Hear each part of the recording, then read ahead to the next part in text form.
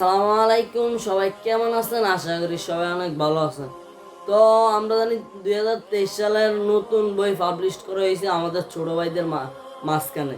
তো এখন ক্লাস 6-এর বইতে আমরা দেখতে পেয়েছি যে রাসূল সাল্লাল্লাহু আলাইহি ওয়াসাল্লামের সুন্নতকে কটূক্তি করেছে, দাড়িকে কটূক্তি করেছে, এবং মানুষ কিভাবে কিভাবে এসেছে দুনিয়াতে তার বিশ্লেষণ করছে বিকৃতিভাবে, যা ভিত্তিহীন, বিজ্ঞান বলে আর কি, যা কোরআন হাদিসে ভিত্তিহীন, কোনো দলিল কিংবা কিছুই নেই।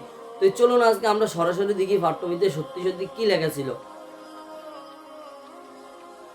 তো এটা ক্লাস 6-এর science, social science and history বইতে, অর্থাৎ সমাজ ও বিজ্ঞান বইতে পৃষ্ঠা নাম্বার 15 থেকে 16 আত্মপরিচয়, ব্যক্তিগত পরিচয়, সংকট। তো আমরা এখানে একটা চিহ্ন দেখতে পাচ্ছি যে বানর আর একটা মেস্তরি কথোপকথন। তো এখানে একটা ভাল্লুক আর একজন ব্যক্তি কথোপকথন বলতেছে। তো বইতে লেখা আছে তিনি একজন মেস্তরি। তো এই বানর একটা গুহা থেকে এসেছে, আসার পরে ওই ওই মিস্ত্রি বলল যে যাও যাও, কাজে যাও, কাজে চলে যাও।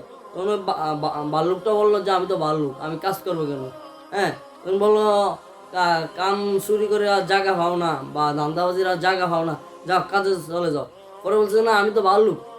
এই নিয়ে কথোপকথনের এক পর্যায়ে ওই লোক ভাল্লুককে বলে, কয় তুমি মানুষ, তোমার দাড়িগুলো বোকা হাতারাম মানুষ, যার দরকার দাড়ি চাষা, পরিষ্কার করা, শেভ করা, আর প্রচুর পোশাক, পশমের পোশাক খোলা। হ্যাঁ, তো এখানে দাড়ি শেভ হওয়ার কথা বলছে, কিন্তু এরপরে আরেকটা লাইনে একই কথা বলছে যে ম্যানেজার, ওই মিস্ত্রির যে কামের ম্যানেজার আছে, ওই ম্যানেজার বলে বালুকটা একটা গবেট, তার যার দরকার ভালো করে শেভ করা, আর সে পরে আছে একটা পশমের পোশাক। হুম পোশাক। তো আমরা এখানে কিভাবে রাসূল সাল্লাল্লাহু আলাইহি ওয়াসাল্লামকে কটূক্তি করছে আমি বলি। এখানে ভাল্লুক আর মানুষের আকৃতি অনেক ডিফারেন্স। একটা ভাল্লুক আর একটা মানুষের যদি পাশাপাশি দাঁড় করানো হয়, তখন ওই ভাল্লুক আর ওই মানুষটা, যে একটা বাচ্চাও বুঝতে পারবে যে ওই মানুষ ওই ভাল্লুক, স্পষ্ট এটা বোঝা যায়। এতে কোনো অভিনয় ঢং, কিচ্ছা কাহিনী বলার কোনো দরকারই নেই, তাই না? প্রয়োজনই নেই। কিন্তু এখানে ফাট্ট বইতে ছেলেদের বোঝানো হচ্ছে যে যে ভাল্লুক, মুখে দাড়ি, গায়ে ফসল, ওই দাড়ির দিকে তারা লক্ষ্য করে বলছিল যে তার প্রয়োজন দাড়ি শেভ করা। কত বড় কটূক্তিমূলক! আর দাড়ি থাকলে নাকি খেত খেত লাগে, নাউজুবিল্লাহ আস্তাগফিরুল্লাহ। তো আবার দেখি মানুষ কিভাবে বানর থেকে এসেছে। এটা বইয়ের 115 নম্বর পৃষ্ঠা। যদিও আমি পাঠ্য বই থেকে বলছি না, আমি গুগল সাইট থেকে বই ডাউনলোড করে বলতেছি।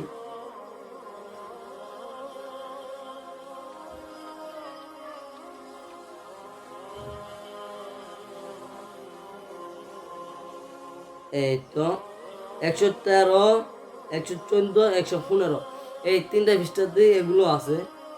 দেখেন কিভাবে বানর থেকে বানর আস্তে আস্তে কিভাবে মানুষ বোঝানো হচ্ছে।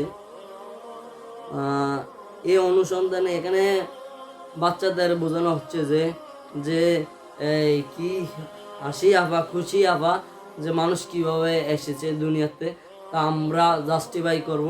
তো বলছে যে আচ্ছা দেখো। তো পাঠ্য বই তারা যখন খুললো, তখন তারা বানরে এগুলো পড়লো, এই গল্পে লেখা আর কি, যেভাবে উপস্থাপন করছে। তো এভাবে লেখা আছে যে চলো আমরা খুঁজে দেখি মানুষ কোথা থেকে এলো, শুরু থেকেই মানুষ কি একই রকম থাকে কি না, মানুষ তো পরিবর্তন হয়, এগুলো পাঠ্যবিধি লেখা আছে।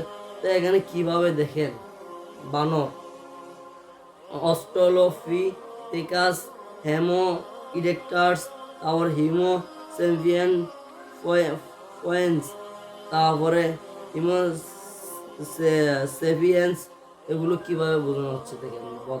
প্রথমে বানর, তারপরে হালকা মানুষের আকৃতি করতে করতে মানুষ হয়ে গেছে তাদের বক্তব্য। তো আমরা জানি যে কোরআনে আল্লাহ বলেছে যে মানুষ সৃষ্টি আদম থেকে, আমি এক আদমের মাধ্যমে সমস্ত মানব জাতি সৃষ্টি করেছি। সর্বপ্রথম আদমকে আল্লাহ নিজে তৈরি করেছে, তারপর আদম থেকে আমরা সৃষ্টি, আমরা এটা স্পষ্ট জানি, কারণ এটা কোরআনে আল্লাহ নিজে বলছে।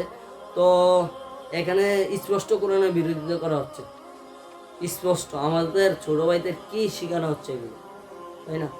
আজ যারা সিক্সে প্রথম পা রাখছে, তারা যখন এই বইগুলো উল্টাবে, তারা যখন বলবে যে দাড়ি শেভ করা, তারা বড় হলে আর দাড়ি রাখবে না।